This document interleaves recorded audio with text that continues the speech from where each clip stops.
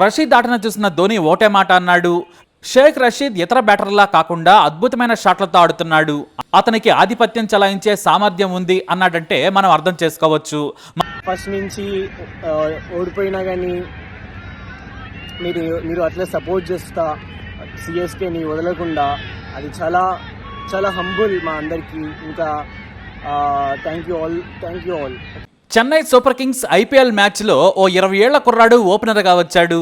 అనుభవజ్ఞుడైన off spinner Ravichandran అశ్విన్ను playing 11 నుండి తప్పించి షేక్ రషీద్ అనే ఓ చిన్న కుర్రాడికి డెబ్యూ ఛాన్స్ ఇచ్చారు. వచ్చిన ఆ ఛాన్స్ని చక్కగా ఉపయోగించుకున్నాడు ఆ 20 ఏళ్ల తెలుగు కుర్రాడు. అవును, మన తెలుగోడే.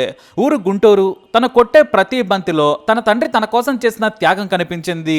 గుంటూరు కారం ఘాటులా రెచ్చిపోతూ తన తండ్రి చిందించిన ప్రతి చెమట బొట్టుకు సమాధానం చెబుతూ తొలి మ్యాచ్లోనే అదిరిపోయే బ్యాటింగ్తో అందరి మనసులు గెలుచుకున్నాడు. తన ఆట తీరును ధోని ప్రశంసించే స్థాయిలో ఆడాడంటే అర్థం చేసుకోవచ్చు మన తెలుగోడు ఏ రేంజ్లో ఆట ఆడాడు. ఈ స్థాయికి రషీద్ అంత ఈజీగా రాలేదు. దాని వెనుక ఓ తండ్రి కష్టం ఉంది. రషీద్ పట్టుదల, సంకల్పం కూడా ఉన్నాయి.